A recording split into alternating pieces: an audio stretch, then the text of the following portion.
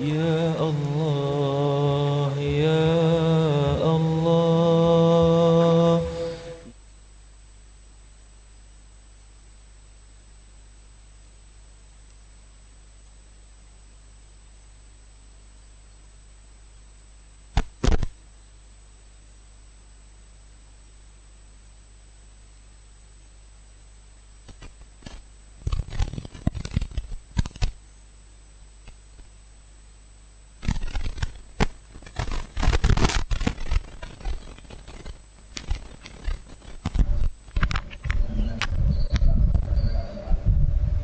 Hadir dan bersemuka dengan pelajar-pelajar di Universiti Islam Antarabangsa.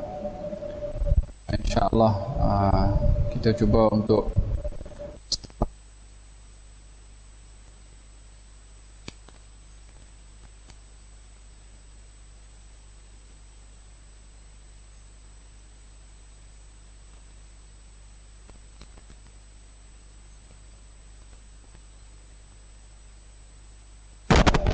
yang di Asia.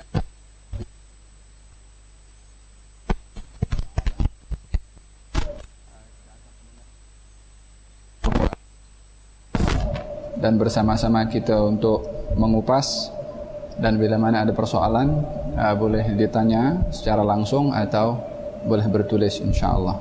Fadhal.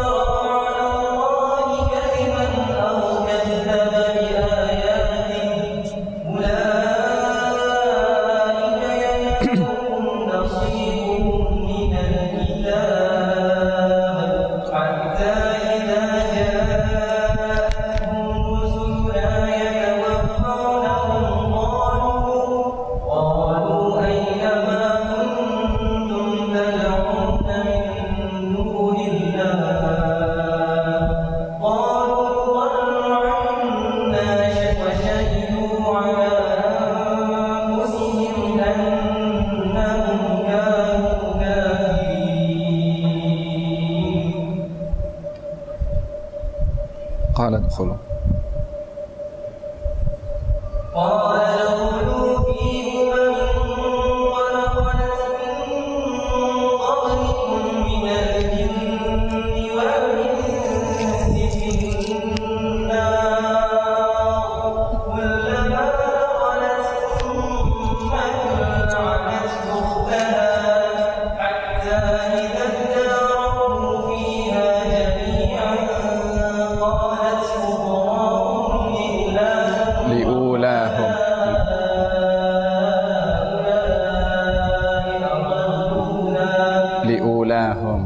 قالت أخراهم لأولاهم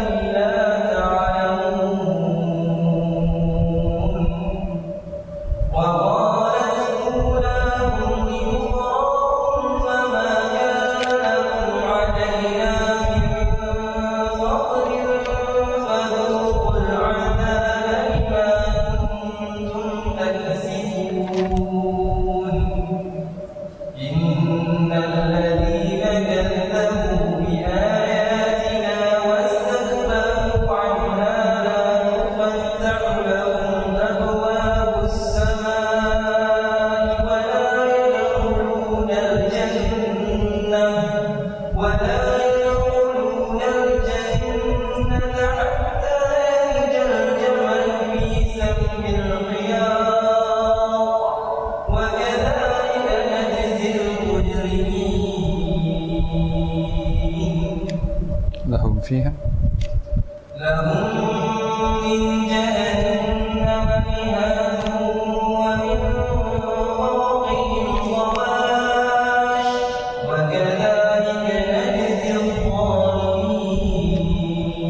Alaih. Terjemahannya ada.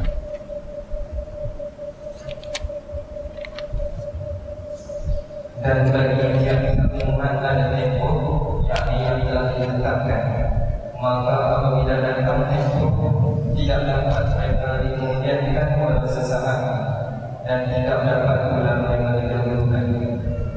Wahai anak-anak Adam, jika datang kepada kamu rasul-rasul dari kalangan kamu yang menceritakan kepada kamu ayat-ayat yang diberitahu, maka sesiapa yang bertakwa dan memperbaiki amalan tidak ada kebimbangan, yakni dari berlakunya kejadian yang tidak baik terhadap mereka, dan mereka pula tidak akan berduka.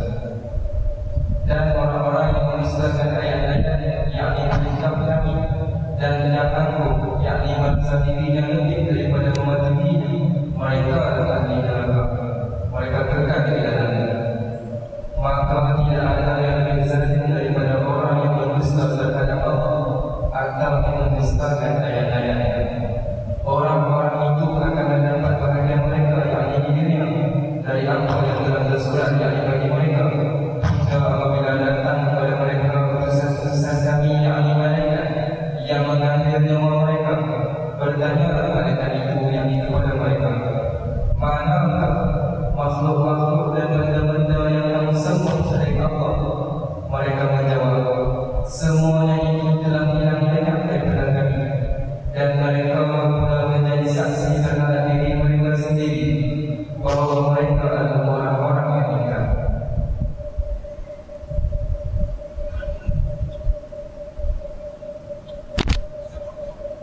Allah berfirman, masuklah kamu ke dalam neraka bersama-sama umat-umat yang terdahulu daripada kamu dari jin dan manusia. Tiap-tiap satu umat yang masuk mengunduh akan saudaranya, yakni golongannya sendiri, hingga apabila mereka semua berhimpun di dalamnya, berkata golongan yang akhir mengenai golongan yang pertama di antara mereka, wahai Tuhan kami, mereka inilah yang telah menyesatkan kami. Oleh itu berilah kepada mereka azab seksa yang berlipat ganda dari azab neraka. Allah berfirman, kami masing-masing disediakan azab seksa yang berlipat ganda, tetapi kamu tidak mengetahui. Dan berkata golongan pertama yakni ketua-ketua di antara mereka kepada golongan yang akhir yakni pengikut-pengikutnya, jika demikianlah hukuman Tuhan, maka tidak ada bagi kamu sebarang kelebihan atas kami. Allah berfirman, oleh itu rasalah kamu azab seksa disebabkan apa yang kamu telah usahakan. Sesungguhnya orang-orang yang mendustakan ayat-ayat yakni kitab kami dan yang angkuh yakni bangsa diri yang lebih daripada mematuhinya, tidak sekali-kali akan dibukakan bagi mereka itu lagi, dan mereka tidak akan masuk syurga sehingga engkau masuk di rumah jauh. Dan demikianlah kami membalas orang-orang yang melakukan kesalahan. Disediakan untuk mereka hamparan-hamparan dari api neraka, dan di atas mereka lapisan-lapisan penutup yakni dari api neraka. Dan demikianlah kami membalas orang-orang yang zalim disebabkan keingkaran. Sadaqallahul Azim, yang menceritakan kepada kita ayat-ayat yang terkait dengan zaman. Ayat yang menceritakan tentang generasi sebelum kita. Ayat yang menceritakan tentang tempoh masa yang diberikan oleh Allah kepada setiap generasi. Dan pada setiap generasi yang menghuni bumi ini mempunyai masa tertentu yang tiba masanya maka akan habis, akan sirna, akan binasa generasi tersebut. Tidak ada satu generasi yang ada di atas muka bumi ini yang hidup berkekalan. Setiap generasi mempunyai limitasi pada masanya, mempunyai batasan waktunya.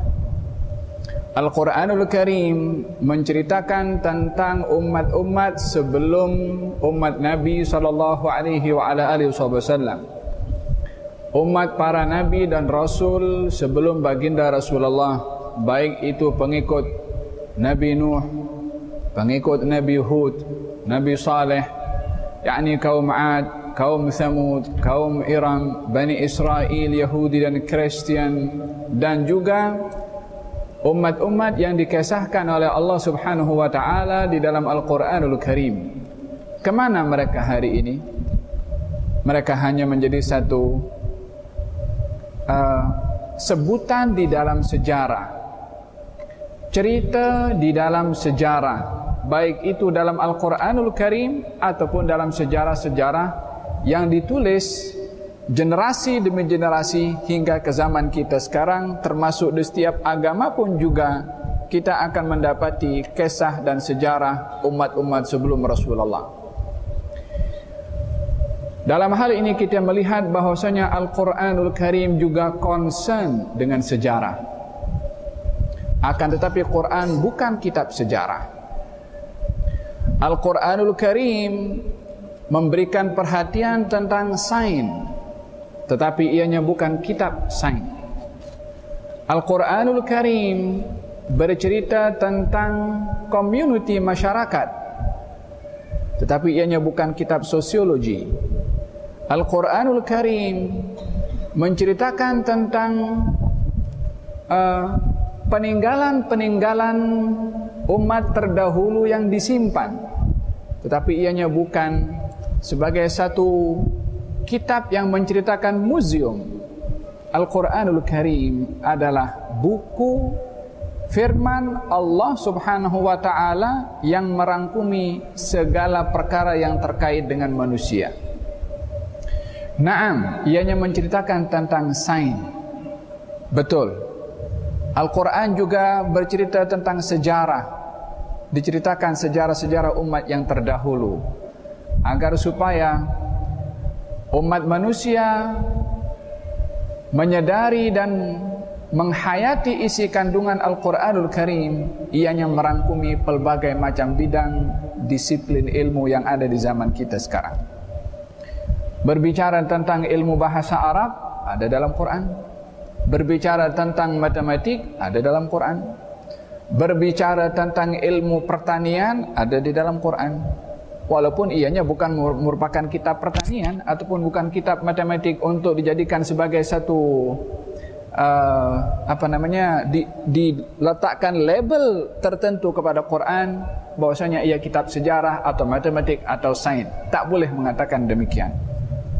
Al-Quran memang ada di dalamnya kesemua itu, tapi tidak boleh untuk dilabelkan dengan kitab dengan nama bidang-bidang ilmu, karena Al-Quran merangkumi kepada seluruh bidang ilmu. Dan di sini kita perlu untuk menyadari bahwasanya bila mana Al-Quran bercerita tentang sejarah, artinya kita perlu untuk mengetahui sejarah. Perlu kita untuk memberikan perhatian kepada sejarah, karena Al-Quran juga menceritakan tentang sejarah. Dalam ayat ini Allah Subhanahu wa taala berfirman, "Wa likulli ummatin ajal." Setiap umat itu mempunyai jangka waktu tertentu. Umat siapa saja? Kaum Thamud, kaum Ad, yang dikenali dengan gagahnya, yang dikenali dengan hebatnya, yang dikenali dengan keperkasaannya, sehingga boleh membuat rumah daripada gunung, yakni gunung dibikin rumah. Mereka menunjukkan kekuatannya kepada Allah Subhanahu wa taala, yakni ingkar kepada Allah dengan menunjuk kekuatannya kepada Allah Subhanahu wa taala. Kemana mereka hari ini? Hanya tinggal kesan-kesan sejarah mereka yang mereka buat dahulu, orangnya dah tak ada. Dan tidak ada sebutan kepada mereka yang derhaka kepada Allah, yang mencabar dan kufur kepada Allah dengan kekuatan mereka, melainkan kisah hinaan yang dikisahkan oleh Allah Subhanahu wa taala di dalam Al-Quranul Karim.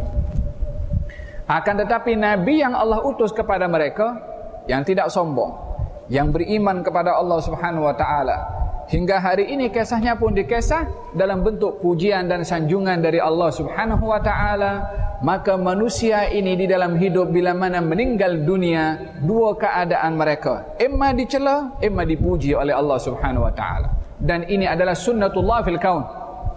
Ini adalah ketetapan Allah di atas muka bumi ini. Bila mana manusia habis masanya hidup di bumi, hanya dua golongan saja. Golongan yang disanjung oleh Allah bila mana dengan imannya, dan golongan orang yang dicela oleh Allah dengan kekufuran mereka kepada Allah Subhanahu wa taala. Maka Al-Quranul Karim menyentuh tentang sejarah umat yang terdahulu dengan pelbagai macam kerenah mereka, yang pada akhirnya mereka itu berakhir dengan masa yang Allah sudah tentukan. Maka kita pun juga akan berlaku kepada kita apa yang berlaku kepada umat yang terdahulu. Bahkan bagi kita, masa yang Allah berikan lebih singkat berbandingkan kepada masa yang Allah berikan kepada umat yang terdahulu. Tapi intinya, kita punya nasib yang sama dengan mereka. Apa nasib yang sama? Akan sampai kepada penghujungnya dan tidak tersisa daripada kita kecuali sejarah bagi generasi yang akan datang. Bukankah dalam kita yang hidup di abad sekarang, abad 20, menjadi sejarah kepada kita daripada pejuang-pejuang yang memerdekakan negara ini umpamanya? Mereka sudah tidak ada dan habis masa mereka untuk ada di atas muka bumi ini. Hanya nama mereka ada dalam kitab sejarah yang dikaji dan dibaca di sekolah-sekolah, tapi orangnya sudah tidak ada. Kita pun juga akan mengalami nasib yang sama. Generasi setelah kita akan mengenang kita, dan generasi yang mengenang kita akan habis masanya, akan dikenang oleh generasi yang akan datang. Dan demikian generasi demi generasi silih berganti sampai kepada hari berlakunya hari kiamat yang tiada lagi generasi setelah itu. Walikulli ummatin ajal. Setiap umat mempunyai nasib atau mempunyai penghujung dalam hidupnya. Iktibar yang perlu diambil daripada ayat yang menceritakan tentang setiap umat mempunyai penghujung, setiap generasi, setiap kurun mempunyai akhiran. Apa saja yang berlaku di kurun itu daripada kezaliman yang dilakukan oleh seseorang terhadap dirinya, oleh seseorang terhadap keluarganya, oleh seseorang terhadap kawannya, oleh seseorang terhadap masyarakatnya, oleh sesiapa sahaja, oleh ketua kepada bawahannya. Apa saja yang berlaku dalam generasi itu, semuanya akan berakhir dan akan ada pertanggungjawaban setelah kematian nanti. Dan terkadang Allah Subhanahu wa ta'ala bila mana ingin menghukum satu generasi supaya sedar dan kembali kepada Allah Subhanahu wa ta'ala, Allah hantarkan seorang ketua yang zalim. Terkadang untuk menyedarkan satu komuniti masyarakat, umat, generasi atau kurun yang derhaka kepada Allah Subhanahu wa ta'ala, yang lebih cenderung kepada maksiat kepada Allah Subhanahu wa ta'ala, Allah akan hantarkan seorang ketua yang zalim kepada mereka. Terkadang orang zalim ini hanya zalim kepada dirinya sendiri, walaupun perbuatan zalimnya kepada orang lain hakikatnya juga mendatangkan manfaat kepada orang lain. Macam mana orang zalim boleh mendatangkan manfaat kepada orang lain? Bukankah kita melihat bila mana ada kezaliman yang dilakukan oleh seseorang, bukankah orang yang dizalimi itu akan berdoa kepada Allah Subhanahu wa ta'ala? Kadang-kadang menangis kepada Allah Subhanahu wa ta'ala, menyadari, menginsafi dirinya mungkin kezaliman yang kena kepada kita disebabkan kita ini tidak patuh kepada Allah Subhanahu wa ta'ala. Bukankah kita mendengar kezaliman yang dialami oleh beberapa negara, beberapa tempat, orang-orangnya, masyarakatnya baru kembali kepada Allah, berdoa kepada Allah, beribadah kepada Allah, kadang-kadang mengucapkan hasbunallah wa ni'mal wakil, semoga Allah Subhanahu wa ta'ala menghukum kepada mereka, so kembali kepada Allah Subhanahu wa ta'ala. Kama takunu yuwalla alaikum. Bagaimana keadaan kamu, sikap kamu kepada Allah, disitulah Allah akan menghantar kepada kamu seorang ketua.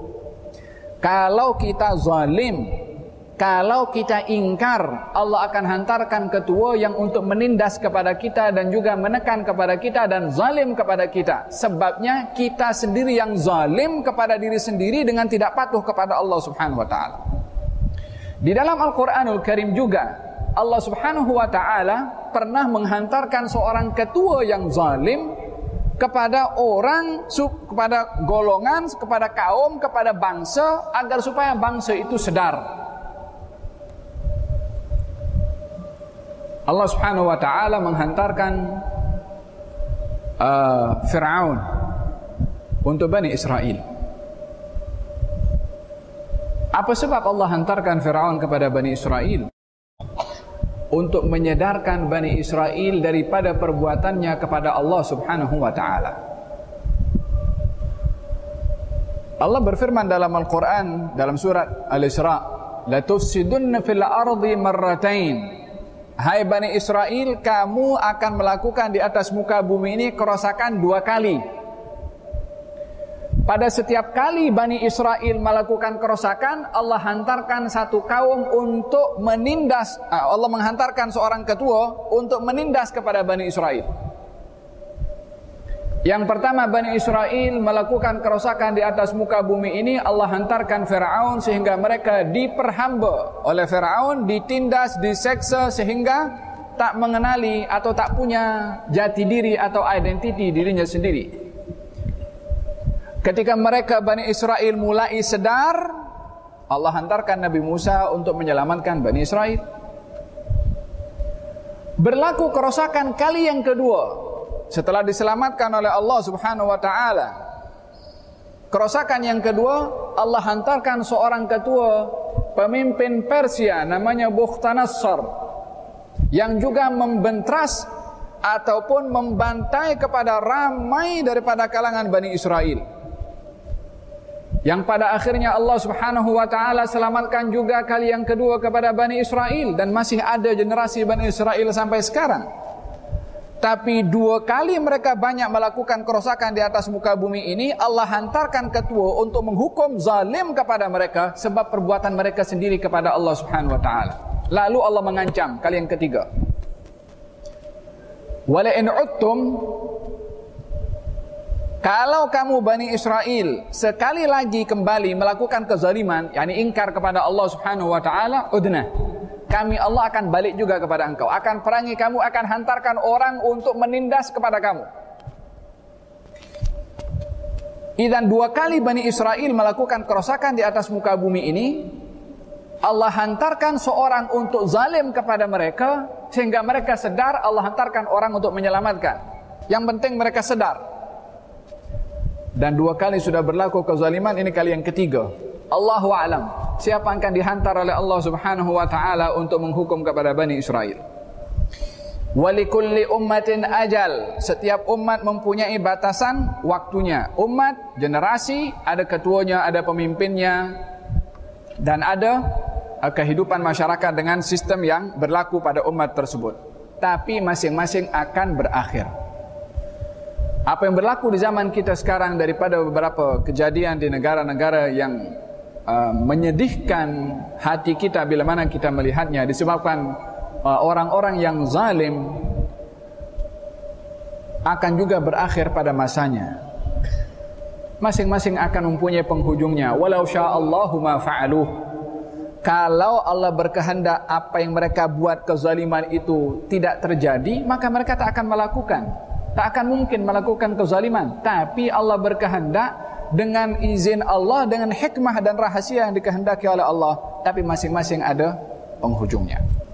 Walikulli ummatin ajal, wa idza jaa ajaluhum la yastakhiruna sa'atan wa la yastaqdimun. Dan bila mana ajal mereka sudah tiba, maka tiada akan terlambat satu saat ataupun diawalkan walaupun hanya sesaat. Ya Bani Adam, wahai anak-anak Adam, imma ya'tiyannakum rusulun minkum yaqussuna alaikum ayati. Sudah tiba atau datang kepada kamu rusul-rusul daripada kamu yang yaqussuna alaikum ayati, yang menunjukkan kepada kamu ayat-ayat aku. Al-qassu dalam bahasa Arab yaqussuna, qaf sadnya bertasydid, qassun. Apa maknanya? Qassun itu artinya tatabbu'ul athar, mengikut bekas. yakni ada tanda, maka diikuti tanda itu kemana hala tujunya. Kalau ianya adalah tapak kaki, maka ikut saja arah tapak kaki itu pergi kemana, maka dia akan sampai ke destinasi sebab ada tandanya, ya, ada kesan langkah kaki. Kalau ianya adalah merupakan signboard, maka tatabbul athar, mengikut kepada tanda yang ada kepada signboard, yakni adanya tanda untuk dilalui. Itu namanya qassun. Para nabi dan rasul disifatkan oleh Allah di sini qassun, yakni mereka membawa tanda-tanda bukan daripada mereka. Yakni mereka hanya membawa tanda itu dari Allah Subhanahu wa taala untuk diikuti oleh mereka sendiri, para nabi dan rasul, dan juga kepada pengikut para nabi dan rasul. Ini adalah untuk memberikan jawaban kepada orang-orang yang ingkar akan kerasulan dan kenabian seorang nabi dan rasul, bahwasanya mereka pada ayat-ayatnya adalah daripada buah fikiran mereka, yakni daripada buah fikiran nabi dan rasul tersebut. Maka oleh sebab itu kita dapati dalam Al-Quranul Karim, Allah Subhanahu wa ta'ala terkadang menceritakan tentang ayat-ayat yang ayat itu menegur kepada dirinya sendiri, yakni menegur nabi sendiri. Kalau ayat itu yang datangkan nabi, mana boleh akan tegur kepada dirinya sendiri? Kalau nabi yang membuat satu garis panduan, maka tak mungkin nabi itu dipersalahkan oleh dirinya sendiri. Tapi di dalam Al-Quranul Karim terdapat ayat-ayat yang menyentuh tentang teguran dari Allah kepada nabi. Bahkan terdapat ayat-ayat yang nabi ketika disoal, nabi tak tahu dan tidak menjawab, dan menunggu datangnya jawaban dari Allah Subhanahu wa ta'ala, sehingga untuk membuktikan bahwasanya yang dibawa oleh nabi adalah bukan daripada buah fikiran nabi. Bukankah sekarang zaman kita sekarang golongan orang-orang yang mempunyai konsep free thinker, yang tak mau berpegang kepada agama, mengatakan Al-Quran ini kitabnya Muhammad, Al-Quran buah fikiran daripada nabi, bukan firman Allah Subhanahu wa ta'ala.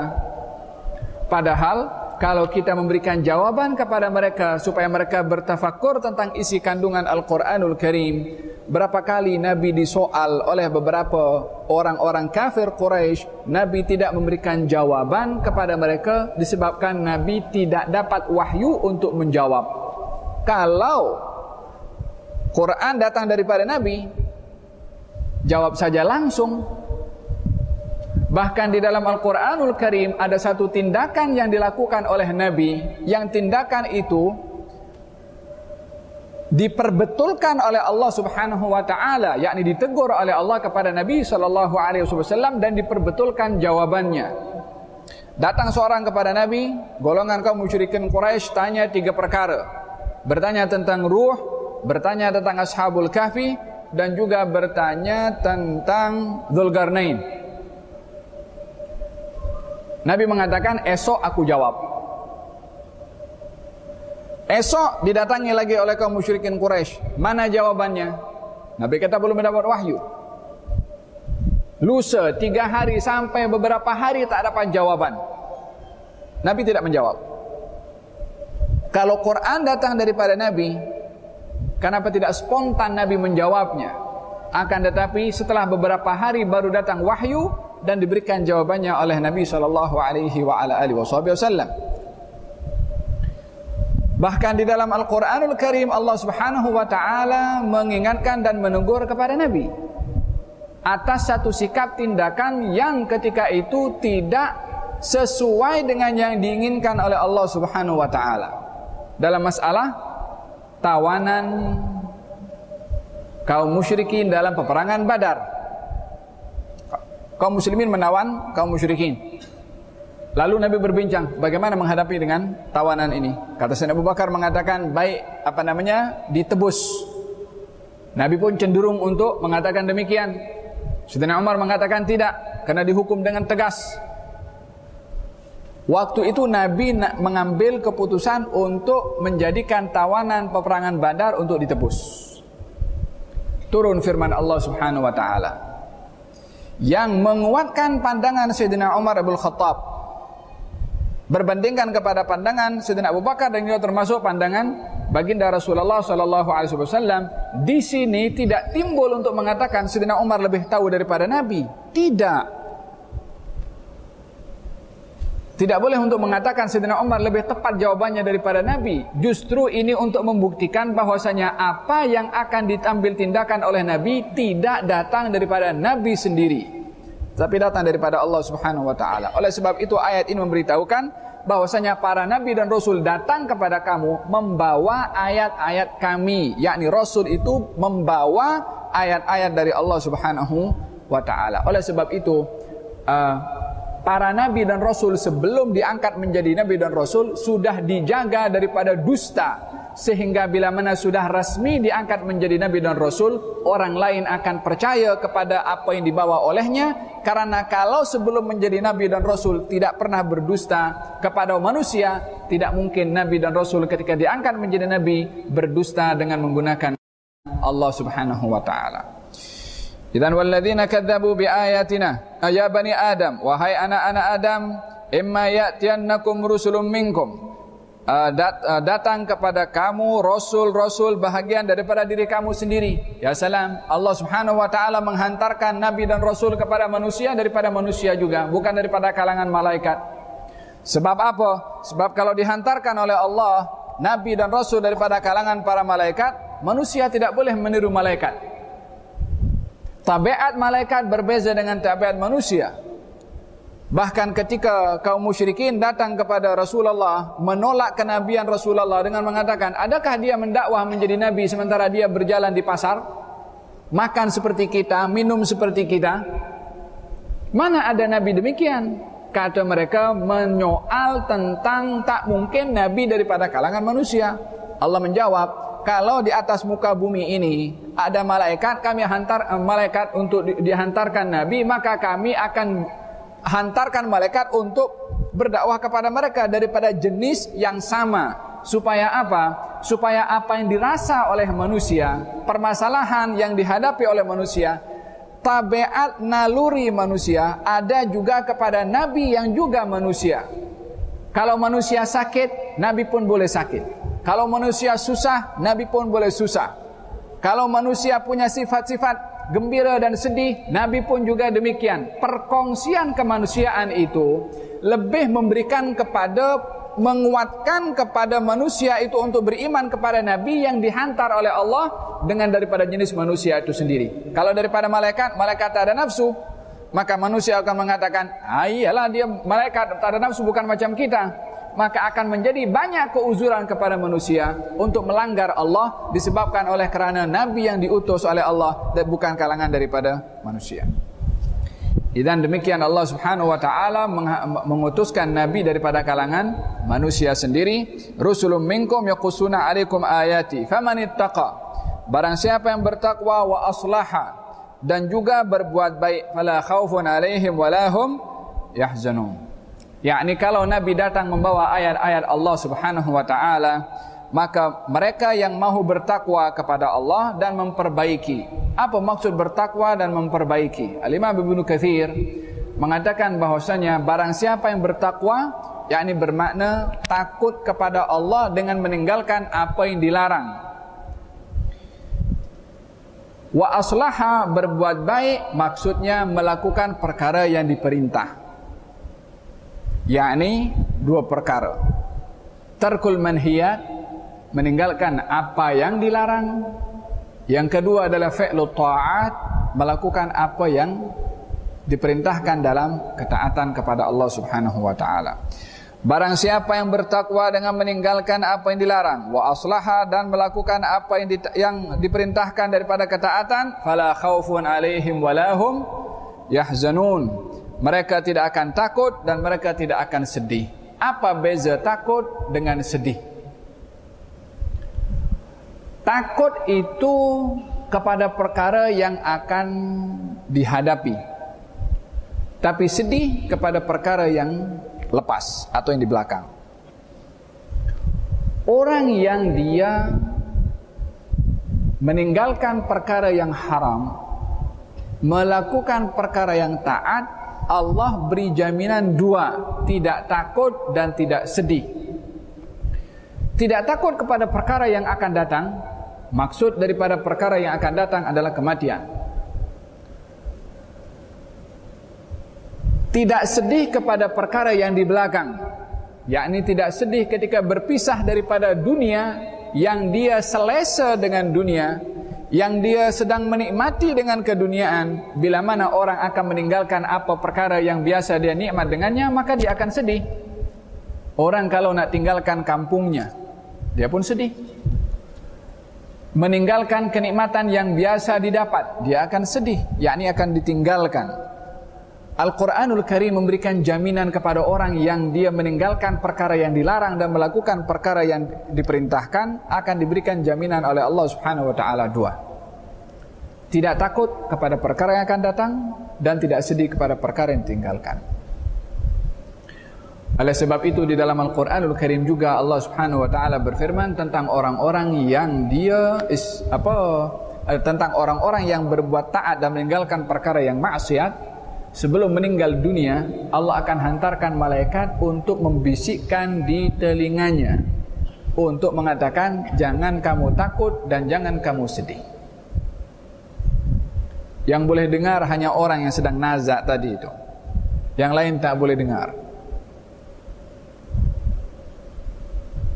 Allah berfirman dalam Al-Quranul Karim, innal ladzina qalu rabbuna Allahu tsumma istaqamu tatanazzalu alaihim al-malaikah alla takhafu wa la tahzanu wa abshiru bil jannati allati kuntum tu'adun nahnu awliya'ukum fil hayatid dunya wa fil akhirah.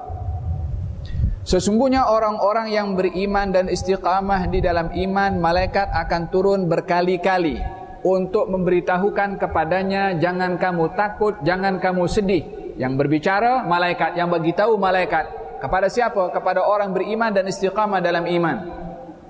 Jangan kamu takut kepada perkara yang akan kamu hadapi di hadapan nanti, bermula daripada barzakh sampai di akhirat. Jangan kamu sedih kepada kenikmatan yang kamu tinggalkan, keluarganya, hartanya, dan semua yang menjadi sebab kenikmatan kepadanya ketika di dunia. Ketika nak berpisah, jangan kamu sedih. Wa abshiru bil jannati allati kuntum tu'adun. Terimalah berita gembira dengan syurga yang dijanjikan kepada kamu. Nahnu, kami malaikat, awliya'ukum, penjaga kamu di dunia dan juga di akhirat. Bila di dunia saat nazak tadi, bila di akhirat bermula daripada barzakh sampai dibangkitkan, akan dikerumuni atau dikelilingi oleh malaikat dengan memberitahukan, membisikkan di telinganya, jangan kamu takut, jangan kamu sedih. Fahimtum? Walihada dalam hadis Nabi SAW kita sampai kepada ayat yang akan datang. Bila mana seorang mukmin sedang nazak, akan didatangi oleh ramai malaikat, sampai orang yang nazak itu sepanjang mata memandang, sepanjang itu dia tengok malaikat. Bergantung keadaan orang yang nazak itu. Kalau dia adalah orang yang baik, akan nampak cahaya pada malaikat. Dan kalau dia orang yang jahat pun akan didatangi juga oleh malaikat, tapi nampaknya dalam keadaan yang berbeza dengan malaikat yang sedang menanti keluarnya ruh daripada orang yang beriman kepada Allah Subhanahu wa taala. Nanti ayatnya kita akan sampai insyaallah pada hari ini insyaallah. Falhasil di sini, jangan kamu takut, jangan kamu sedih. Berita gembira ini diberikan oleh Allah kepada orang yang dia bertakwa kepada Allah, meninggalkan apa yang dilarang dan melakukan apa yang diperintahkan oleh Allah. Walihada dikatakan barang siapa yang bertakwa, maka dia akan berjalan di atas muka bumi ini dalam keadaan aman, tentram zahir dan batin. Yakni kalau dia tinggalkan apa yang dilarang oleh Allah dan dia lakukan apa yang diperintahkan oleh Allah Subhanahu wa taala. Datang seorang kepada Nabi Badui, dia mengatakan, "Ya Rasulullah, idza shallaitul maktubat wa sumtu Ramadan wa ahlaltul halala wa haramtul haram, adkhulul jannah?" Wahai Rasulullah, kalau saya ini salat saya buat yang wajib, puasa Ramadan saya buat, yang halal saya buat, yang haram saya tinggal. Yang halal saya buat, bukan yang ini ya, bukan yang sunnah, yang halal, yang harus. Adapun perbuatannya tadi sebut dua, puasa dan juga salat. Kemudian yang halal saya buat, yakni perkara yang harus. Yang haram saya tinggalkan. Yang wajib dibuat, yang haram ditinggalkan. Saya masuk syurga dengan amal itu saja? Kata Nabi mengatakan, "Na'am." Ya. Kata Badui itu mengatakan, kalau begitu saya tak akan tambah amal kecuali yang wajib saja. Dia pergi.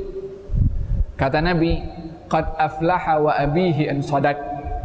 Kalau dia betul, yang haram ditinggal, yang wajib saja dibuat, dia akan masuk syurga. Walaupun hadis ini bukan bermakna kalau begitu kita tak perlu banyak amal yang sunnah, tidak. Tapi ini untuk memberitahukan bahwasanya orang itu dalam hubungannya dengan Allah, yang haram bila mana ditinggalkan, yang wajib dilakukan, ini adalah batasan minimum seseorang untuk mendapatkan kejayaan di negeri akhirat. Semakin banyak amal, semakin banyak juga ganjaran yang diberikan oleh Allah Subhanahu wa taala. Masing-masing itu bergantung kepada amalannya. Faman ittaqa wa aslaha fala khaufun 'alaihim wa la hum yahzanun walladzina kadzdzabu biayatina wastakbaru anha ulaika ashabun nar hum fiha khalidun. Orang-orang yang mendustakan ayat-ayat kami dan angkuh terhadap ayat-ayat kami, mereka adalah golongan ahli neraka dan mereka kekal di dalamnya. Ayat-ayat kami di sini, ayat-ayat ini terbagi menjadi kepada beberapa bahagian. Ayat itu artinya tanda.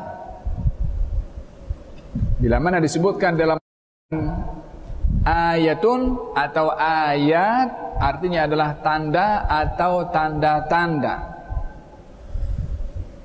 Tanda-tanda yang dimaksudkan ini ada dua.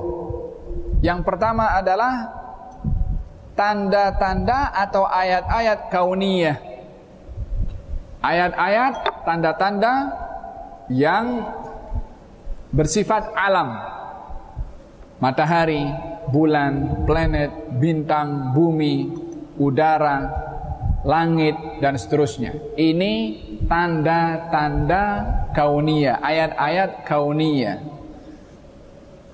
Oleh sebab itu dalam Al-Quranul Karim Allah Subhanahu wa taala berfirman, "Inna fi khalqis samawati wal ardi wa ikhtilafil laili wan nahari la ayatin liulil albab." Sesungguhnya pada ciptaan langit dan bumi dan pertukaran siang dan malam, inna fi khalqis samawati wal ard wa ikhtilafil laili wan nahar la ayatin, adalah tanda-tanda.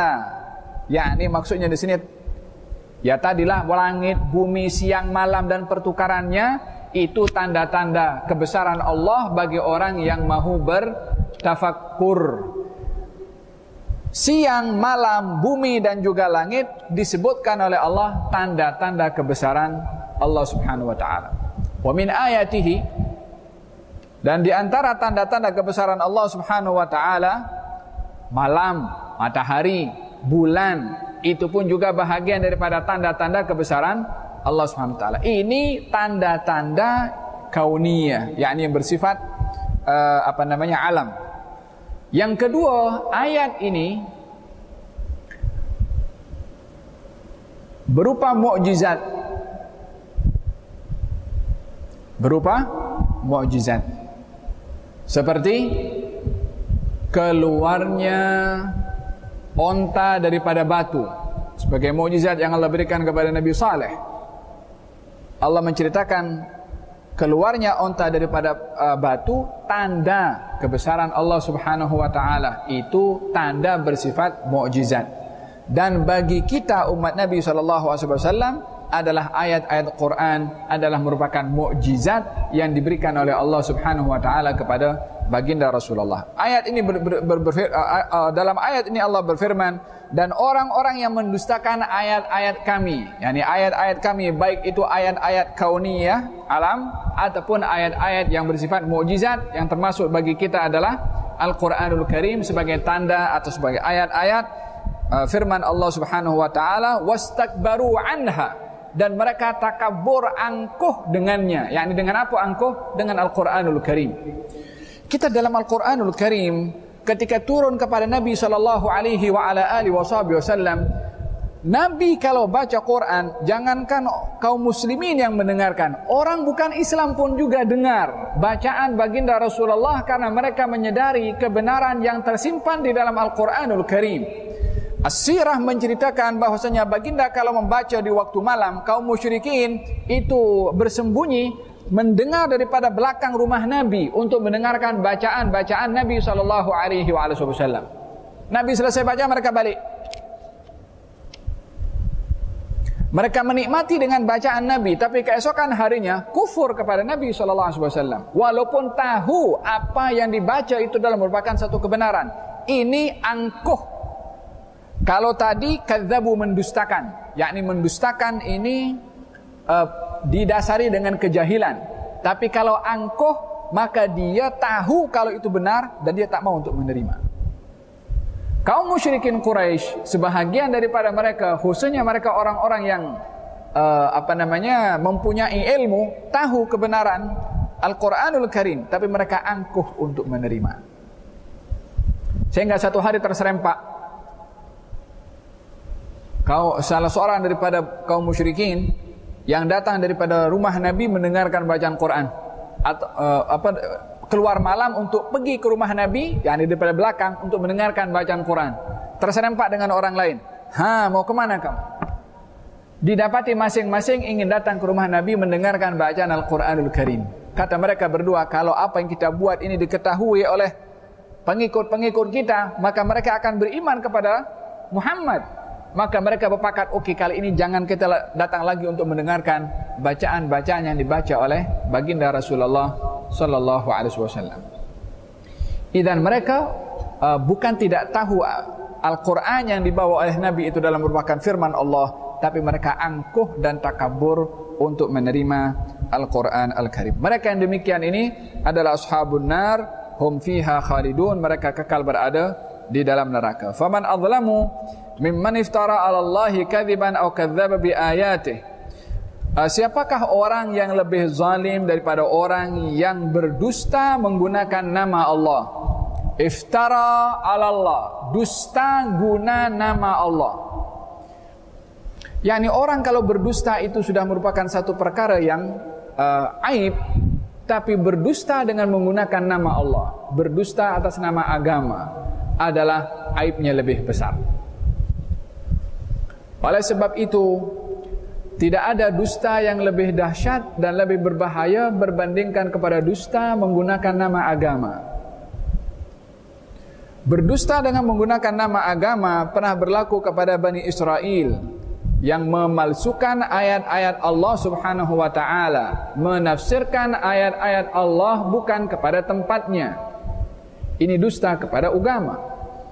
Mereka ditanya tentang sifat Nabi SAW yang ada di dalam kitab Taurah ataupun kitab Injil. Mereka tidak memberikan jawaban kepada pengikut mereka agar supaya pengikut mereka tidak beriman kepada Rasulullah. Ini dusta di dalam agama.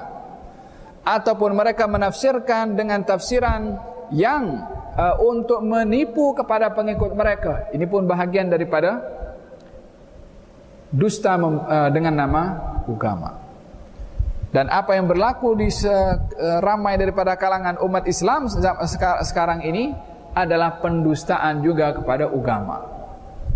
Menggunakan nama agama walaupun untuk memperjuangkan kepentingan diri sendiri. Oleh sebab itu dalam hadis Nabi SAW, Nabi bersabda tentang pendustaan kepada agama. Apa katanya? Yahmilu hadzal din, akan membawa agama ini di setiap zaman orang-orang yang jujur, yang benar. Yani di setiap zaman akan ada orang yang membawa agama dengan benar. Yahmilu hadzal din uduluhu, akan membawa agama ini orang-orang yang benar. Apa tugasnya? Yani akan berlaku kerosakan dalam agama. Setelah zaman Nabi, setelah Nabi meninggal akan berlaku kerosakan di dalam agama. Kerosakan dalam agama ini bukan agama akan akan hilang. Tidak, agama ini tetap akan ditolong oleh Allah Subhanahu wa taala, tapi berlaku kerosakan di atas kepada pemahaman terhadap agama yang akan diperbetulkan oleh orang-orang yang jujur. Yanfuna tahrifal ghalin wa intihalal mubtilin wa ta'wilal jahilin. Orang yang benar ini akan menjaga agama, membersihkan agama daripada pemalsuan orang-orang yang melampau. Tahrifal ghalin, pemalsuan, tahrif al-ghalin, orang-orang yang melampau, golongan pelampau. Di dalam apa pelampau? Ya di dalam agama. Yang kedua, wantihalal mubtilin. Intihalal mubtilin, yakni orang-orang yang al-mubtil ini orang yang suka menyebarkan kebatilan. Kebatilan itu diambil untuk dimasukkan di dalam agama, yakni mengislamais kebatilan. Diislamkan perkara yang batil. Ini intihal al-mubtilin, pun terkait dengan juga dengan agama. Yang ketiga, ta'wil al-jahilin. Ta'wil, tafsir orang-orang jahil di dalam agama juga. Pelampau di dalam agama akan melakukan pemalsuan. Orang-orang yang suka kebatilan akan memasukkan kebatilan di dalam agama atau atas nama agama. Yang ketiga adalah orang-orang yang jahil berbicara tentang agama. Ketiga-tiga ini semuanya terkait dengan agama. Dan yang berlaku kepada umat Islam sekarang, yang lebih teruk permusuhan antara mereka bila mana terkait dengan masalah agama. Dikelompokkan dulu, ini kelompok fulan, ini kelompok fulan, maki dulu. Masing-masing dengan nama agama, kadang-kadang pun masing dengan dalil Al-Quran dan hadis. Ini pun juga dengan dalil Al-Quran dan hadis, sehingga masing-masing menggunakan dalil Al-Quran dan hadis untuk hantam kelompok yang lain, mempertahankan kelompoknya. Bukankah yang berlaku di zaman kita sekarang? Masing-masing akan guna dalilnya untuk hantam kelompok yang lain, saat memfasikkan, saat membid'ahkan, saat mengkafirkan, sesaat juga sesat, saat dengan guna dalil-dalil agama. Siapakah orang yang lebih zalim, kata Allah Subhanahu wa taala, daripada orang yang berdusta kepada Allah? Yakni berdusta kepada Allah, menggunakan agama untuk berdusta. Au kadzdzaba bi ayatih, atau mendustakan ayat-ayat Allah. Tadi berdusta atas nama Allah. Yang kedua, mendustakan ayat-ayat Allah. Berdusta atas nama Allah, perkara bukan datang daripada Allah dikatakan daripada Allah. Bukan daripada Quran dikatakan daripada Quran. Bukan daripada Taurat dikatakan daripada Taurat. Bukan daripada Injil dikatakan daripada Injil. Yang penting ini berdusta atas nama Allah. Kalau mendustakan ayat-ayat Allah, ayatnya ada tapi tidak diakui, akan tetapi didustakan ayat-ayat itu. Ini dua pendustaan ya. Berdusta atas nama Allah dan mendustakan ayat-ayat Allah. Ini juga berlaku di zaman Bani Israel.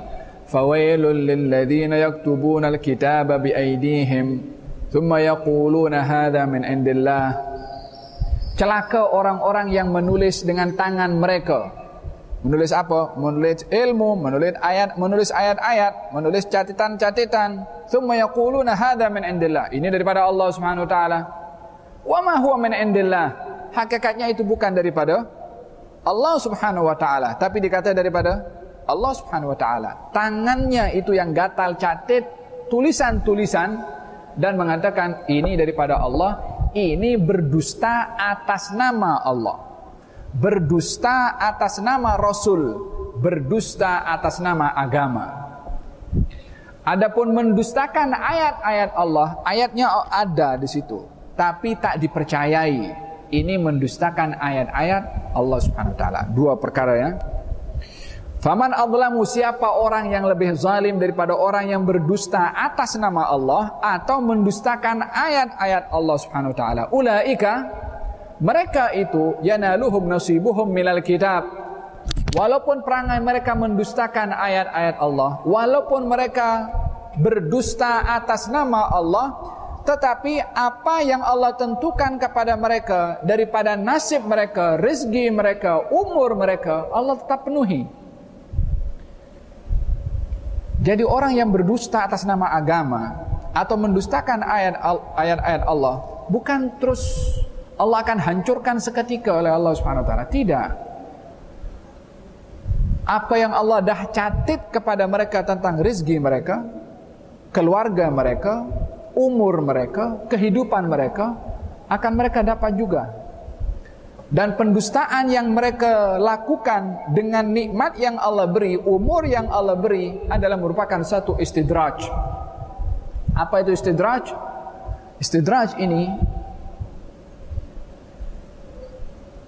kelebihan yang Allah beri kepada seorang yang derhaka kepada Allah untuk dihancurkan oleh Allah sehancur-hancurnya. Yani orang yang ingkar tapi masih dimanja, masih diberikan, dibiarkan oleh Allah Subhanahu wa taala, tidak dihukum langsung. Tapi bila mana tiba hukuman Allah, akan dihancurkan sehancur-hancurnya. Ini istidraj. Macam berlaku kepada Musailamatul Kadzab. Musailamah Al-Kadzab, seorang yang mendakwa dirinya sebagai nabi. Katanya datang pengikut Musailamah ini kepada Musailamah, katanya, "Ya Nabi Allah," mengatakan kepada Musailamah, "Sesungguhnya Muhammad ini boleh untuk menyembuhkan mata yang sakit. Sekarang mata saya ini sakit sebelah. Bolehkah kamu sembuhkan seperti mana Muhammad?" Katanya, "Mari sini." Maka diludahi dia punya mata yang sakit. Akhirnya dia yang sakit sebelah saja. Ketika diubat yang sakit, yang tak sakit jadi sakit. Ini istidraj. Yani nak menunjukkan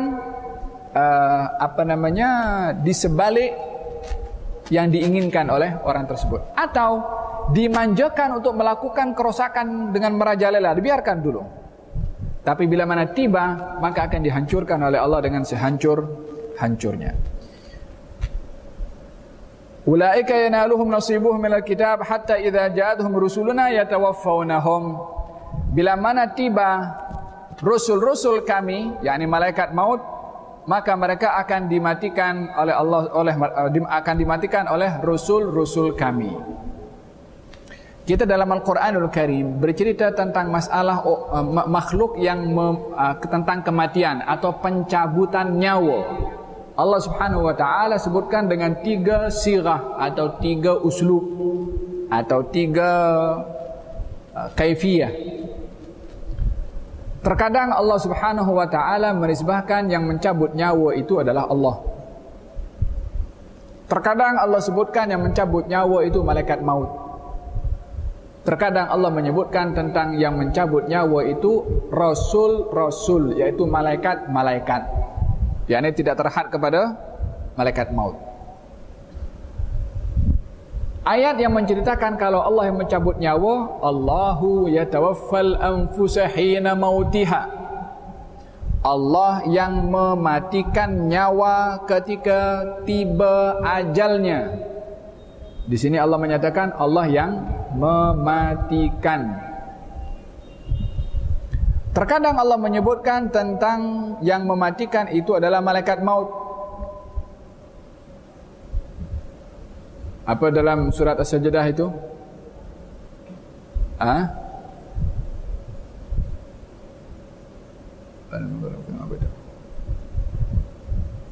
Allah, apa surat Sajdah?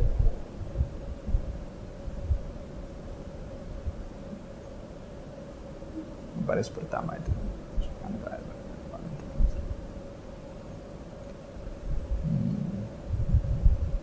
Ada yang hafal surah Sajdah kan?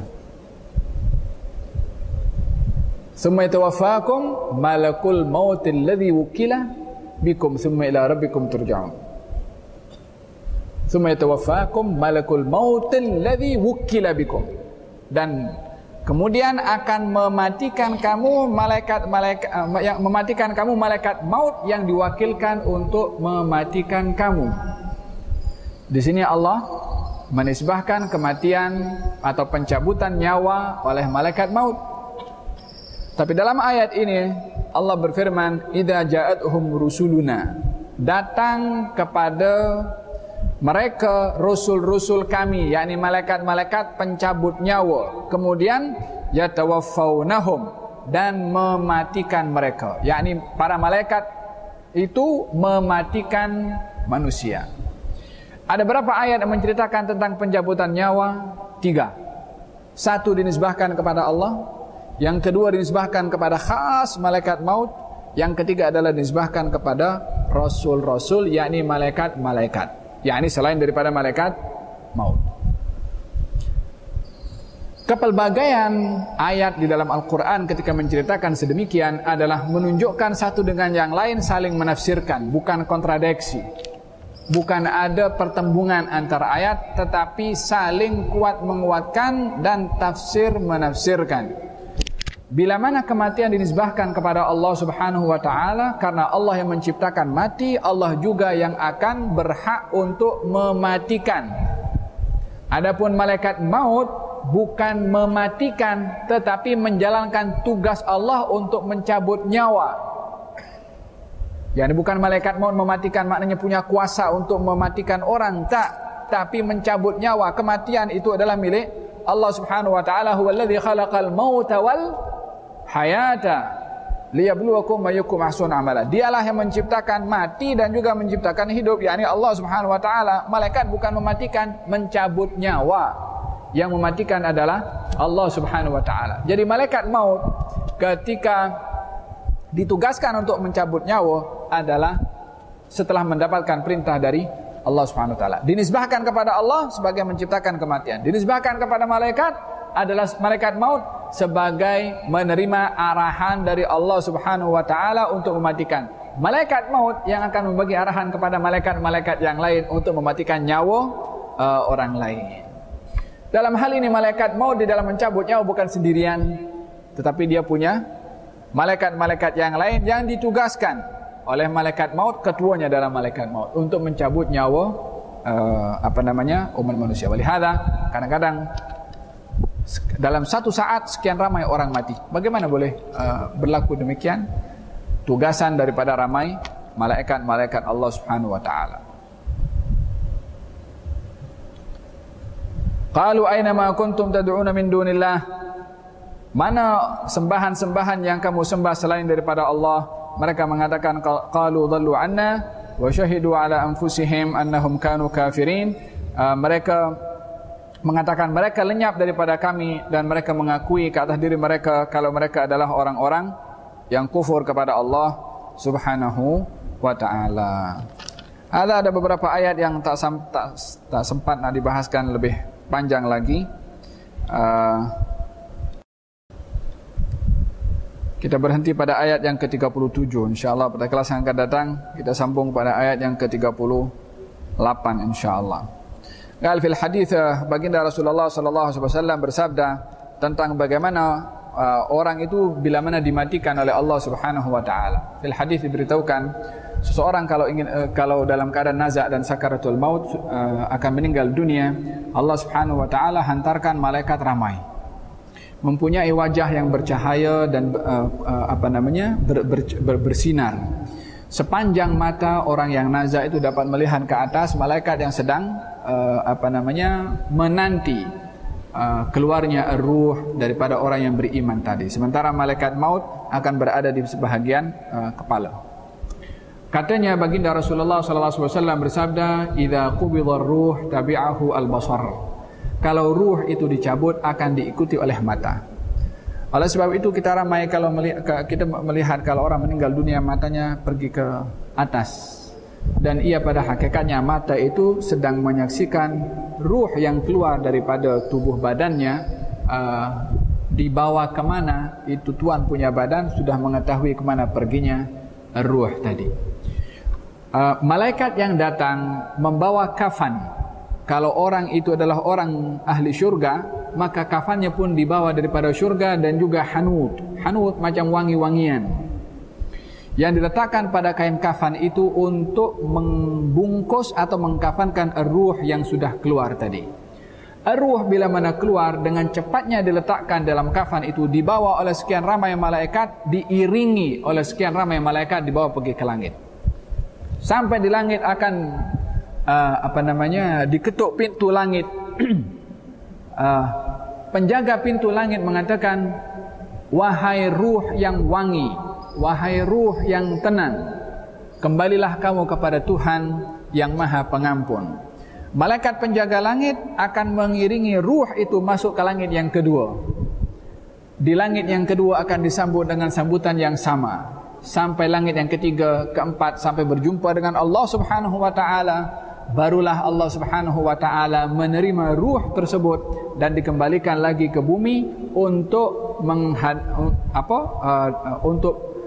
menjalankan apa yang ditetapkan di dalam soalan Munkar dan Nakir, untuk kembali kepada jasad yang dikebumikan tadi. Ini kalau ruhnya ruh yang baik. Walihada dalam hadis Nabi SAW, seorang itu kalau beriman kepada Allah Subhanahu wa taala lalu meninggal dunia dan dia termasuk orang yang baik, dia akan mengatakan kepada orang yang membawa keranda, qaddimuni qaddimuni, segerakan aku, jangan lambat-lambat, yakni tak payah tunda-tunda untuk kuburkan aku. Memang kita tak dengar, tapi Nabi SAW beritahu, bila mana nyawa seorang beriman dicabut oleh Allah Subhanahu wa taala, yakni dimatikan, maka dia akan mengatakan qaddimuni qaddimuni, percepat saya, disebabkan oleh kerana tempatnya itu dia sudah tahu, sebelum dikuburkan pun sudah tahu. Sehingga bila mana dimasukkan ke dalam kubur dan akan disoal oleh malaikat Munkar dan Nakir, merembuka, menabiuka dan seterusnya, dan ini adalah bukan soalan exam yang kita boleh hafal sekarang untuk jawab di dalam kubur. Tidak, ianya bergantung kepada amal itu yang akan membolehkan kita untuk menjawab. Bila mana sudah dijawab, maka akan dibuka pintu di dalam kubur itu sendiri yang kita nampak. Ini benda gaib, yang kita beriman kepada perkara yang gaib. Alladzina yu'minuna bil ghaibi wa yuqimuna as-salata mimma razaqnahum yunfiqun. Beriman kepada gaib, bahagian daripada keimanan kita kepada khabar yang gaib yang diberitahukan oleh Nabi SAW. Bagi orang yang meninggal dunia tadi yang beriman kepada Allah, akan dibukakan di pintu kuburnya itu, pintu itu terbuka, dan sepanjang dia memandang kenikmatan syurga yang akan dilihat olehnya kepada orang yang berada di dalam kubur. Nampaknya gelap, nampaknya 3 kali 6 kaki, tapi bagi orang yang beriman, ianya adalah merupakan satu perkara yang luas yang sedang dinikmati olehnya, walaupun hanya berada zahirnya antara 3 kali 6 kaki sahaja. Sehingga berada dalam kuburnya entah berapa lama, ketika dibangkitkan macam cepat sangat. Sebab apa? Sepanjang dia menunggu hari kiamat, berada dalam keadaan kenikmatan di alam barzakhnya. Sebaliknya, lalu selain daripada itu, Allah Subhanahu wa taala akan jadikan untuknya macam bayangan yang indah juga, menemani kepada orang itu di alam barzakhnya. Kemudian orang itu akan berkata, ini yang bercerita ini adalah Nabi SAW. Bukan dongeng ini ya. Dia cerita Nabi SAW yang beritahu. Orang yang berada dalam barzakhnya itu akan diwujudkan wujud tertentu oleh Allah Subhanahu wa taala untuk menemani kepada orang tersebut. Lalu kata orang itu mengatakan, kamu ini siapa? Wahai wajah yang indah, siapakah kamu yang menyelesaikan kesunyian saya ini yang bersendirian? Katanya, saya adalah amal kamu ketika di dunia. Amalnya di dunia akan diwujudkan wujud tertentu yang indah untuk dapat menemaninya di dalam alam barzakhnya, di dalam kuburnya. Sebaliknya, orang itu bila mana orang yang dia derhaka kepada Allah, baik orang kafir ataupun orang-orang yang dia dimurkai oleh Allah Subhanahu wa taala, bila mana meninggal dunia pun malaikat pun juga akan datang juga, tetapi keadaannya tidak sama dengan yang beriman tadi, yang taat kepada Allah Subhanahu wa taala. Dan bila mana sudah dicabut, maka akan dibawa itu ruh juga, karena ruh ini datang daripada Allah, kena kembali juga kepada Allah Subhanahu wa taala. Akan tetapi ruh yang orang yang dimurka oleh Allah tidak akan melepasi langit yang pertama. Kata penduduk langit yang pertama, alangkah busuknya bau kamu ini, yakni bau daripada ruh orang yang dimurka oleh Allah Subhanahu wa taala, sehingga langit pertama pun tak dilepas, sehingga kembali ke alam barzakhnya untuk dilakukan soalan juga Munkar dan Nakir. Akan ditanya man rabbuka, man nabiyuka, dia menjawab ha, tak boleh nak jawab. Ditanya juga, tahukah kamu siapa orang yang diutus oleh Allah Subhanahu wa taala kepada kamu, yakni maksud Nabi Muhammad. Dia mengatakan aku tak tahu, la darait wala talait. Maka seksa di dalam alam barzakhnya, dan juga dibuka pintu juga di alam barzakhnya situ, yang dia boleh nampak neraka. Hari-hari nampak neraka. Demikian Allah Subhanahu wa taala dalam Al-Qur'anul Karim ketika memberitahukan tentang Firaun. Kami tunjukkan kepadanya, yakni kepada Firaun, azab pagi dan petang. Kami tunjukkan kepada Firaun azab pagi dan juga petang. Firaun belum lagi masuk ke dalam neraka, akan masuk. Lalu maksudkan sekarang ditunjukkan azab pagi dan petang. Azab apa yang dihukumkan oleh Allah kepadanya? Adzabul qabri, pagi dan petang, yakni setiap saat ditunjukkan azabnya oleh Allah Subhanahu wa taala. Orang yang dimurka oleh Allah di alam barzakhnya juga akan dibuka pintu untuk nampak neraka, sehingga hari-hari terseksa sebelum seksa neraka, waliyadu billah. Juga ditunjukkan satu wujud yang begitu menakutkan. Katanya, kamu ini siapa? Sudahlah saya sunyi ketakutan, ditambah lagi sesuatu yang lebih menakutkan. Katanya, saya adalah amal kamu ketika berada di dunia. Amal baik akan diwujudkan dengan wujud yang baik oleh Allah untuk menemani kita di barzakh. Selain daripada amal tidak ada yang menemani. Yatba'ul mayyit thalath, akan ikut orang mati 3. Keluarganya, hartanya dan amalnya, dan akan balik 2, harta dan juga keluarga. Wa yabqa amaluh, amalnya kekal. Di mana kekal? Di alam barzakhnya tadi itu, yang diwujudkan tadi oleh Allah Subhanahu wa taala dengan wujud yang indah untuk menemani kesunyian orang-orang berada dalam barzakh. Sebaliknya pun juga kalau dia orang dimurka oleh Allah, amal perbuatannya yang maksiat di dunia akan diwujudkan dengan wujud yang lebih menakutkan, sehingga dia pun terseksa dengan ditemani sesuatu yang menakutkan kepadanya. Mudah-mudahan Allah Subhanahu wa taala memberikan kepada kita keberkatan umur untuk berbuat taat kepada Allah, dan dibantu oleh Allah untuk kita dapat meninggalkan maksiat kepada Allah, sehingga kita termasuk daripada golongan orang-orang yang bertakwa dan juga berbuat amal yang saleh.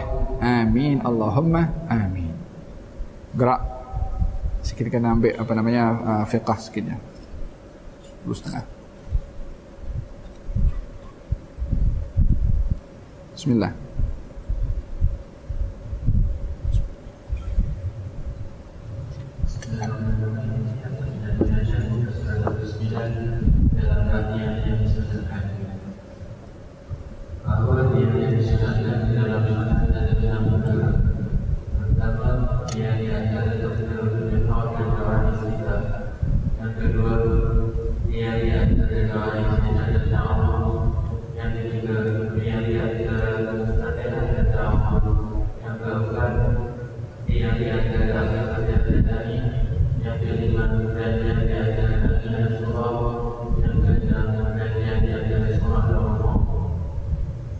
Yang setelahnya bab apa? Saya kan sudah dibahas itu tentang diam di dalam salat. Setelahnya bab apa? Ya? Rukun pada? Tumakninah. Tayyib. Di dalam salat ada beberapa perkara yang sunnah. Di antaranya sunnah salat adalah as-sukut. Sunnahnya salat diam. Sehingga diam pun juga boleh menjadi sebab seseorang mendapatkan ganjaran dari Allah Subhanahu wa taala. Diamnya, kenapa diam sahaja yang tidak ada apa-apa yang dibuat, boleh menjadi satu ibadah disebabkan ianya merupakan galakan atau anjuran atau sunnah di dalam agama, walaupun hanya sekedar diam. Sehingga perkara yang terkait dengan agama, walaupun hanya diam, bila mana diamnya ada unsur agama, diam itu ibadah. Diam itu ibadah. Tertawa dan senyum, walaupun ianya tak ada kata-kata, ianya juga boleh untuk menjadi satu ibadah, dan juga boleh juga menjadi satu maksiat. Diam pun juga, yang dalam hal ini boleh jadi ibadah, terkadang diam boleh menjadi satu maksiat. Dan diam, senyum, ketawa yang tak ada kata-kata, terkadang boleh menjadi ibadah sehingga diberi pahala, terkadang boleh menjadi satu dosa, satu maksiat sehingga mendapatkan dosa. Kalau begitu, diam, tertawa, senyum, bila mana terkait dengan perkara yang baik, diam, ketawa, senyum adalah baik. Tapi bila mana yang terkait dengan perkara yang tidak baik, diam, ketawa, senyum adalah perkara yang tidak baik. Seseorang yang diam terhadap perkara yang mungkar berlaku di hadapannya, diam ini adalah merupakan diam yang batil. Sehingga dikatakan orang yang dia diam terhadap perkara mungkar yang berlaku di hadapannya, dia mampu untuk melakukannya, menghalang. Kata Nabi, umpamanya adalah asyaitan akhras, syaitan yang bisu. Perkara mungkar dia mampu untuk menegurnya, mengingatkannya, tapi dia tak cakap, dia diam. Maka ini diam adalah merupakan satu perkara yang dosa. Diam ini pernah dilakukan oleh Bani Israel ketika melihat bangsa Bani Israel melakukan perkara yang mungkar, yang tahu perkara itu mungkar, diam. Diamnya menjadi sebab turunnya laknat dari Allah Subhanahu wa taala kepada Bani Israel, kepada ulama-ulamanya. Allah berfirman dalam Al-Quran, lu'inal ladzina kafaru min Bani Israila ala lisani Dawud wa Isa ibn Maryam kanu la yatanahawna am munkarin fa'aluh. Allah melaknat kepada Bani Israel melalui lisan Nabi Daud dan Isa putra Maryam. Apa sebab dilaknat? Mereka tidak mencegah perkara yang mungkar yang dilakukan oleh orang lain. Yakni orang berbuat mungkar, dia diam. Allah Subhanahu wa taala melaknat kepada mereka. Diam di sini mengundang laknat. Diam di sini mengundang dosa. Senyum dan tertawa. Di dalam hadis Nabi bersabda, ibtisamuka li akhika sadaqah. Senyum kamu kepada saudara kamu itu adalah sedekah. Senyum ini adalah senyum ikhlas. Tapi senyum kepada orang dengan senyuman sinis, maka ia bukan menjadi. Macam mana senyum sinis boleh dapat pahala, dapat sedekah?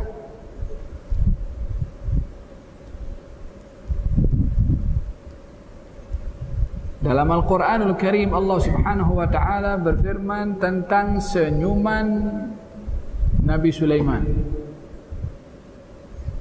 Nabi Sulaiman pernah senyum ketika mendengarkan semut bercakap. Fatabassama, maka Nabi Sulaiman dhahikan, senyum min qauliha, setelah mendengar semut bercakap. Senyumnya Nabi Sulaiman ini adalah satu ibadah, sebabkan dia bersyukur kepada Allah dapat paham bahasa semut. Motifnya senyuman itu baik, tapi senyuman itu sinis, senyuman itu penghinaan, maka senyuman ini adalah senyuman yang dosa. Atau senyuman kepada perempuan ataupun perempuan kepada laki-laki tujuannya adalah untuk menarik perhatian. Sama-sama senyum, tapi motifnya itu adalah perkara yang salah. Senyum dan ketawa diukur dengan motifnya dan sebabnya, bukan kepada zatnya. Sama juga dengan diam tadi, diukur dengan sebab dan juga motifnya. Kalau positif akan menjadi positif, kalau negatif maka akan menjadi negatif. Di dalam salat ada senyum, senyum pula, la ilaha illallah. Ada diam, sorry. Dalam salat ada diam. Diamnya ini diam ibadah. Ada 6 tempat. Yang pertama setelah takbiratul ihram, sebelum membaca doa iftitah. Allahu Akbar. Sebelum mula baca doa iftitah Allahu Akbar kabira, disunnahkan untuk diam. Sekejap saja. Baru mula Allahu Akbar kabira walhamdulillah katsira sampai akhirnya. Yang kedua, disunnahkan diam antara doa iftitah dengan at-ta'awudz. A'udzubillahi minasyaitonir rajim. Wa bidzalika umirtu wa ana minal muslimin. Diam sekejap. Setelah itu baru a'udzubillahi minasyaitonir rajim. Tapi tidak langsung. Jangan Allahu Akbar kabira alhamdulillah katsira subhanallah. Wa bidzalika umirtu wa ana minal muslimin. A'udzubillahi minasyaitonir rajim. Tak ada diamnya. Maka digalakkan diam antara takbiratul ihram dengan doa iftitah. Yang kedua, sesaat doa iftitah sebelum a'udzubillahi minasyaitonir rajim, diam sesaat. Yang ketiga, setelah a'udzubillahi minasyaitonir rajim, diam sebelum mengucap bismillah. Disunnahkan untuk diam. Yang keempat, diam setelah waladhdallin sebelum mengucap amin. Dan ini bahagian daripada ruang yang mesti diberi oleh imam kepada makmum supaya makmum dan imam bersama-sama mengucap amin. Waladhdallin. Amin. Tidak langsung. Yang kelima, antara amin dengan membaca surat. Beri ruang. Baik sholat bersendirian, apatah lagi sholat berjamaah. Walaupun sholat bersendirian, kita nak baca surat selepas membaca Al-Fatihah setelah amin, diam sesaat untuk memulakan bacaan surat. Kalau berjamaah, lagi digalakkan untuk lebih panjang diamnya supaya memberi ruang kepada makmum untuk membaca Al-Fatihah. Sebagaimana dalam mazhab Imam Syafi'i. Kalau sholatnya sholat duhur asar, makmum tak dengar, tetap imam disunnahkan untuk diam sesaat. Lebih pendek berbandingkan kalau dia solatnya jahriyah maghrib isya dan juga subuh. Ada berapa? 5. Yang keenam, diam selepas membaca surat dan sebelum ruku. Ini pun juga disunnahkan untuk diam. Lam yalid wa lam yulad wa lam yakul lahu kufuwan ahad. Allahu Akbar. Diam sesaat. Ini 6 tempat diam dalam salat yang sunnah, yang kalau dilakukan dapat ganjaran di 6 tempat ini. Diam di 5 tempat dapat ganjarannya 5. Diam di 3 tempat dapat pahala 3. Tidak diam sama sekali tidak dapat pahala diam. Faham dong?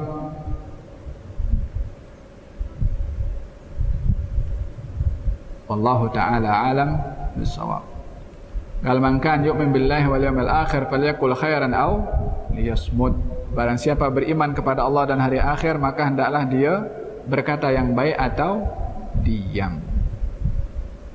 As-sukutu salamatun. Diam itu selamat. Kata seorang arif mengatakan, orang kalau diam, orang lain bingung. Ini orang diam mungkin tak tahu, atau mungkin juga dia tidak mau terlibat kepada perkara yang tak penting. Tapi kalau orang nak bercakap saja akan nampak silapnya. Kalau diam, orang masih tak boleh nak menilai. Orang ini tak tahu atau orang ini menganggap perkara ini tak perlu dia nak campur. Diamnya itu menyelamatkan marwah dirinya sendiri. Wallahu ta'ala alam bisawab. Razaqanallahu wa iyyakum kamalat taufiq. Allahumma inna nas'aluka ilman nafi'a wa rizqan wasi'a wa amalan mutaqabbala. Na'udzubika min ilmin la yanfa' min qalbin la yakhsha' min nafsin la tashba' wa min da'watin la yustajabu laha. Wa sallallahu ala sayyidina Muhammadin wa ala alihi wa sahbihi wasallam. Alhamdulillahi rabbil alamin. Taqabbalallahu minkum.